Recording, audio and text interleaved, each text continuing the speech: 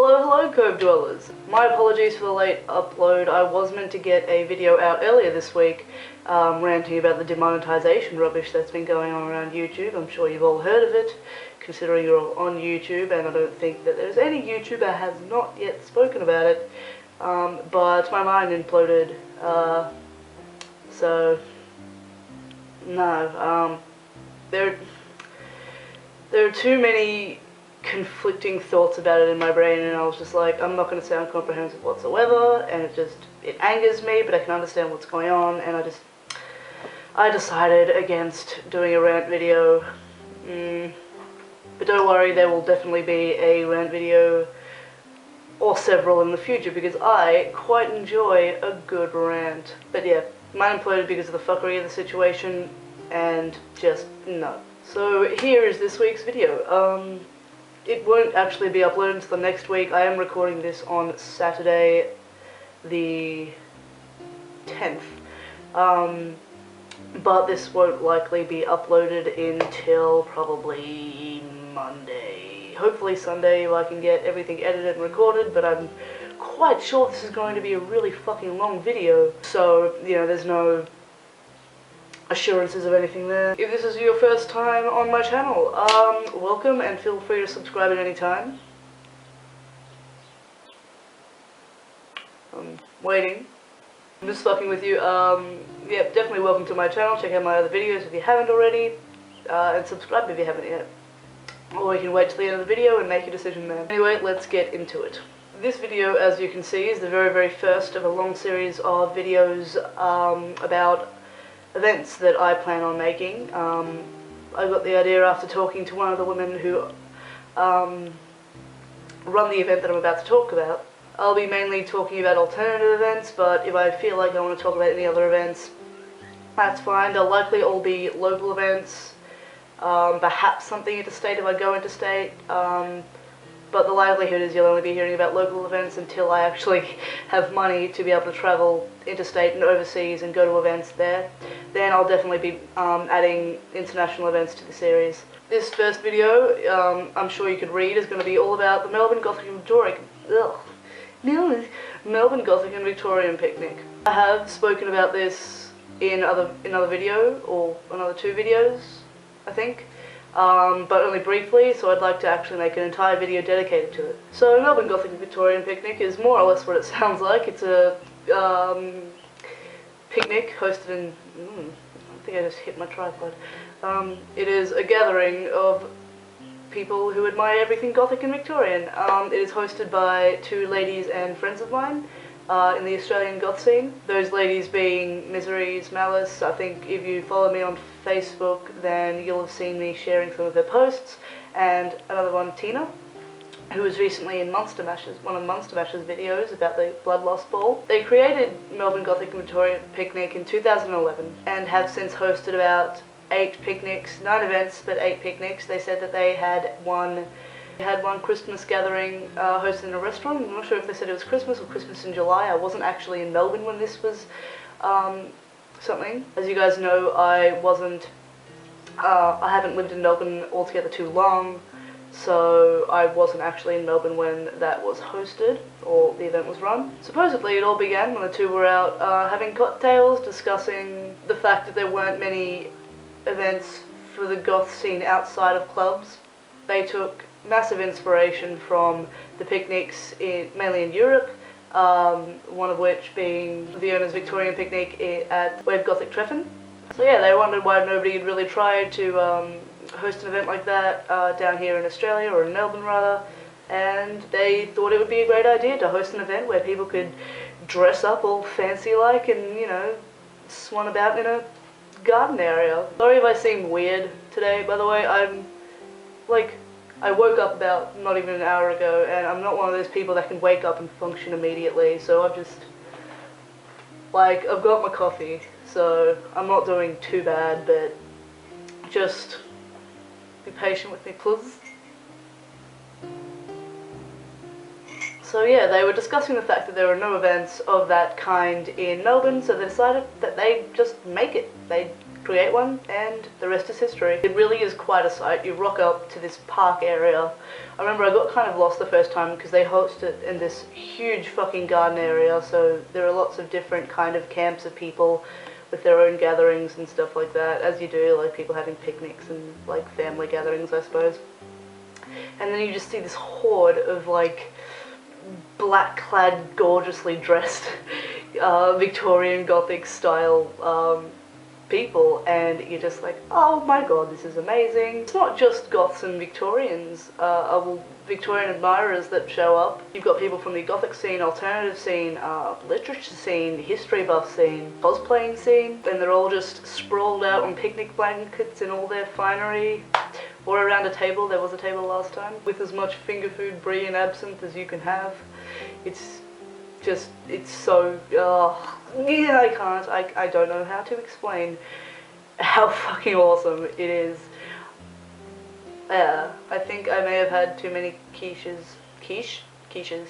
I don't know the plural of quiche. I've only ever really had quiche in that kind of setting. I don't really like go out of my way to eat quiche, but when I'm at like a picnic and there's quiche, the quiche is mine. Anyway, I should probably stop talking about quiche, and keep talking about the event. Yes. It is 100% a family-friend event. People often bring their children or pup-ups along, and everybody has a glorious time. Now, though it is named the Gothic and Victorian Picnic, know that it is not, the style is not limited to that. You don't have to just dress in either Gothic Victorian or Gothic or Victorian attire. On the event page, which will be linked down below, don't worry, links to everything they'll be talking about will be in the description. But yeah, on the event page, there is a little suggestions of style choices, but remember, these are not the limitations, so you can do whatever the fuck you want, really. But style suggestions are Gothic, Victorian, Edwardian, Georgian, Rococo, Baroque. Not Barack Obama, by the way, it's like, no, Baroque. Just Google it if you don't know. Elegant Lolita, Steampunk, Sea-Punk, aka fucking pirates, and Neo-Victorian. So there are the style suggestions, but they are just that. They are just suggestions. I remember when I first went, I was so nervous because, as I've told you, I don't have a lot of money. I've never been somebody with a lot of money. I can't really afford nice things. Most of the things I get are from op shops. So I was really worried that I was going to look really fucking underdressed. But no, I got there in my op shop get up and gifted corset, and everybody said that I looked lovely. Everybody else looked lovely. I wasn't the best dressed there, but you know, nobody's judging you there, not really. It's kind of hard to have a contest on who looks the best because there are so many different styles that are worn there. You can't really have a, like, who is the most specifically Victorian or anything, because not everyone is dressed specifically Victorian. So, yeah, it's a really friendly environment. There's no weirdness, there's no, like, but yeah, I was wearing, yeah, and a cheap, like, eBay parasol that I bought for about $20 or $30 or something. But yeah, with the extensively varying styles, there's no really any upstaging, and nobody's really trying to be better than anyone else, which I love. I love an atmosphere like that. I've never liked competitive atmospheres because I am way too fucking competitive and I get too serious about it, so I don't put myself into competitive situations. This time around I'll even be able to dress my Nicholas up all fancy like. I'm gonna get him some nice little clothes.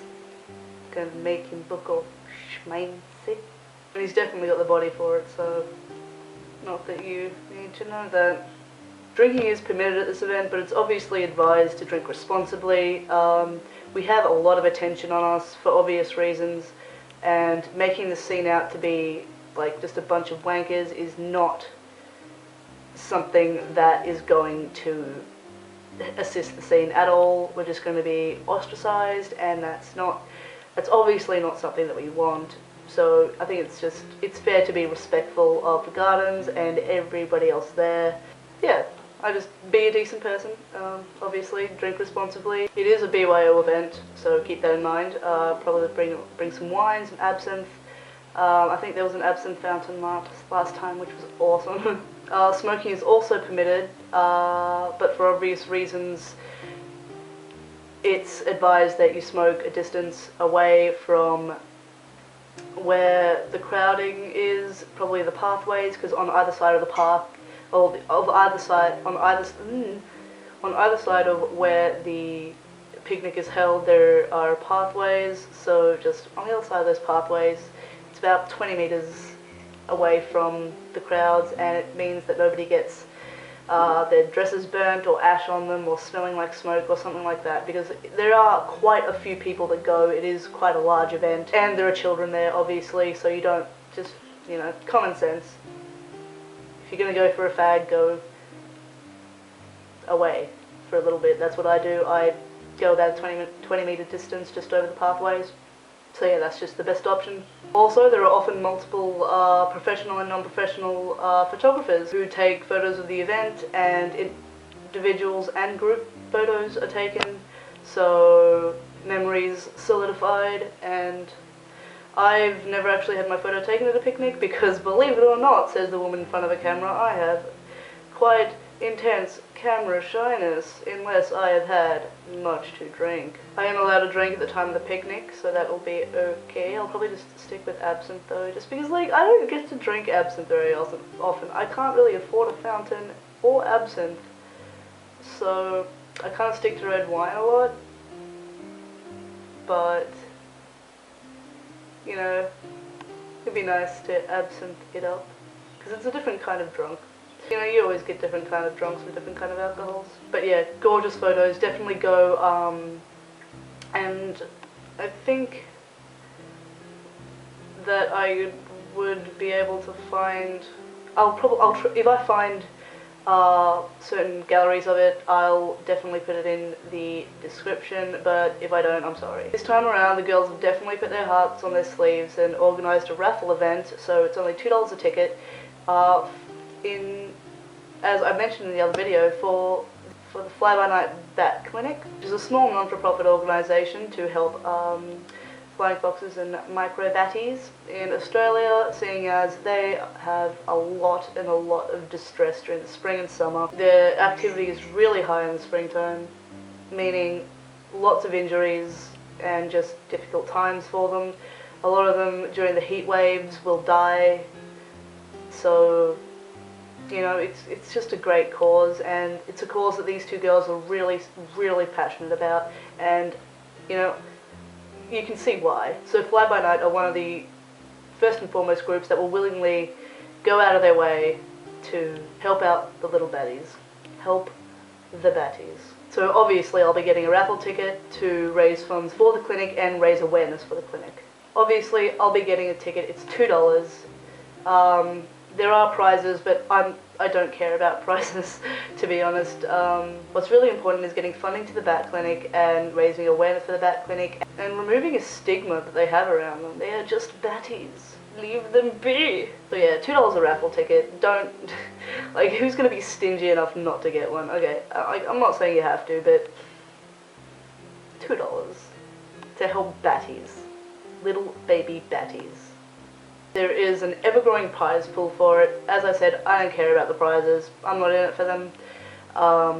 But there is quite a large prize pool so far between Bat's Blood Wine from Belgrave, Bat's Blood Wine from Bat's Blood Wine from Belgrave Cellars, prizes from Victorian Gothic, books from Australian author Rachel from Bakos, I think that's how you say it, I don't know, I think it's a Greek name, I'm not quite sure. Music giveaways from the Australian goth band Icon, artwork from Melbourne Gothic artist Susan Illingworth, who is also a friend of mine, and there will also be gift vouchers from Melbourne Goth Book Club, Bananas Designs, Moonlight Bazaar, Cougar Tattooing, and more prizes are coming in every day. So also they're having another new thing, because the raffle is new, and there's another new thing that it's going to be having at this event as well, which is they're actually going to be having stalls. I did mention this in the other in another video when I mentioned Muses of Mystery.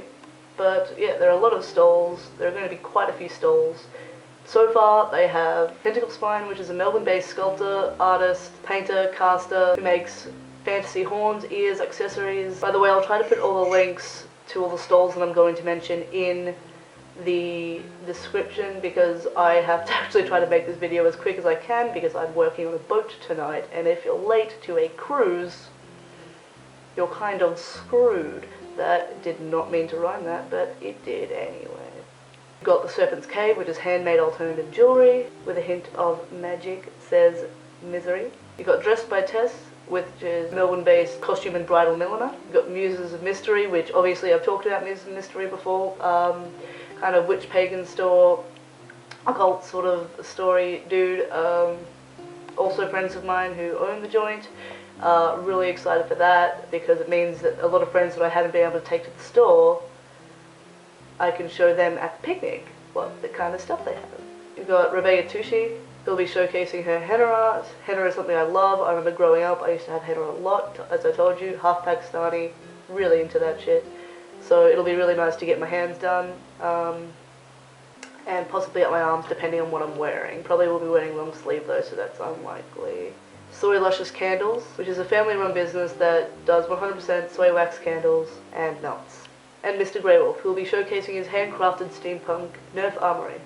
They are still waiting on confirmation from a few other stalls and will be announcing their inclusion in the future, near future, because it's about 3 weeks away, 4 weeks, 1 month away. Yeah, it's just under a month away. Oh my god, I haven't even got my outfit yet.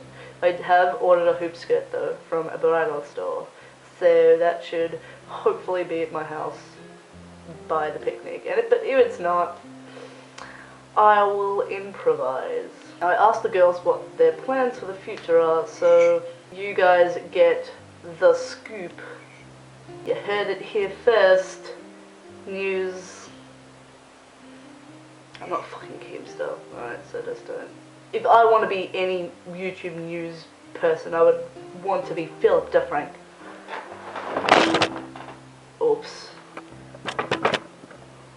To my dismay, they will be turning this event from a biannual, meaning it's 2 times a year, to an annual event, meaning once a year, which I find really saddening because it was really cool to be able to do that twice a year, but just it's too difficult with the fact that Tina has moved to Brisbane, and so getting her down twice a year and organising the entire thing twice a year between the both of them is just going to be too difficult. So they're making an annual event, which, like, sadness because it's not going to be as often, but also happiness because it gives me more time to work on my outfits for it, because what the fuck is money? And it gives them more time to be able to expand the event because that is their goal, to make the event as big as they can with whatever resources they can find. It is already quite a large event, but, you know, like, they're going bigger. They're going bigger.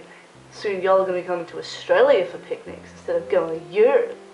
I don't know, maybe. Probably, at some point. These guys are relentless. It's great.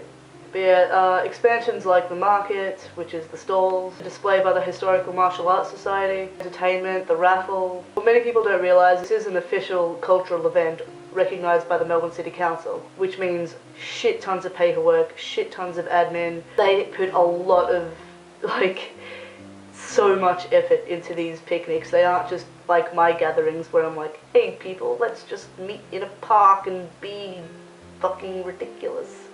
It's not just a social gathering. They put their blood, sweat and tears into this thing, and it really does pay off because everyone has a great time. We've got our own little allocated place that is paid for by them.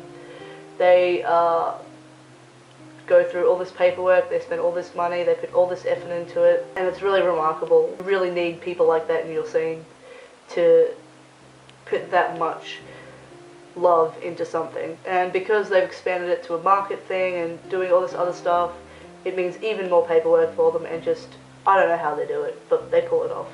Permits, insurance, all of that rubbish, just so much. I hate calling anyone official. I can't talk to official people without just wanting to die, so I don't know how they put up with it, but that's because they can adult better than I can adult. Hopefully at some point they get some sort of cultural funding or grants or something of the like, so they can make the event even bigger, and I'm happy to help them out with that. I put whatever effort I can into this scene, ever since I got here, which is, you know, what people should be doing. That's how you build your scene up. They are also looking to host smaller, more intimate gatherings like the one they did with the Christmas in July that I mentioned earlier, so keep an eye out for that. The location is really easy to get to. It's maybe 20 minutes from Flinders Walk. Like, yeah, it's just, everybody's absolutely gorgeous. It's such a friendly environment. The atmosphere is just out of this world. You don't feel like you're in 2016 anymore. You literally do feel like you're in Victorian era or something like that. It's great. Everybody puts so much effort into the outfits, and it's just fucking beautiful. So whether you're into dressing up, discussing fancy type things, eating brie, or just meeting other alternative people like history buffs, you should definitely come along to this picnic if you're in the area. If you're not, definitely come interstate. One of the owners, for fuck's sake, is interstate, so I think you can do it too. And it's only going to become an annual thing after this, so much more doable for everybody. Now, I'd love to give a huge thanks to both Misery and Tina for giving me sort of a behind the scenes of this entire event, and for both of them being so supportive of my creating this video. Note that they didn't ask me to make this video, I actually asked them if it was okay if I could make this video, and they were all for it, so thank you both so much. I love the ever-living fuck out of the both of you and everything you're doing for the Australian goth scene, and just the fact that you're making it even greater than it already is just, like, hats off to you. If I had a hat, I would take it off for you both. Links to Melbourne Gothic Victorian Picnic like page and event page, Misery's Malice like page, and all of my usual social media links, and I'll try to link as much of the stuff I've talked about in this video. So there's going to be a lot of fucking linkage down below. Try to check all of it out if you can. If not, definitely check out the Melbourne Gothic Victorian like page and event page. Let me know if you like this kind of video. Whether or not you do, I am actually really excited to make an entire event series, but you know, the more likes I get, the sooner I'll try to get another event series video out. The likelihood is I'll make my next video about the New Order. I'm not making any fucking promises though, but the likelihood is I will, because you guys just know that I love those bitches. I love them so much. Thank you so much to all my old and new subscribers for being here. Like, I appreciate the ever-living fuck out of you. We're almost at 600 now. We'll probably be over 600 by the time I actually upload this video. Or maybe I'm just being cocky. Which does mean my 666 subscriber special is going to be soon. Thinking about doing a Q&A, but I don't know, what do you guys think? Q&A? Do I have enough followers for a Q&A? Should I do it? Should I do the thing? I mean, if you have questions, don't ask them in this video. In the next video I'll ask for questions if I do end up doing a Q&A. What I want to know is, should I do a Q&A? Yes. Write down below, yes or no, should I do a Q&A? Don't ask me questions for the Q&A though. That's in the next video, probably, maybe, depending on if you guys want one. Anyway, I should shut the fuck up and goodbye.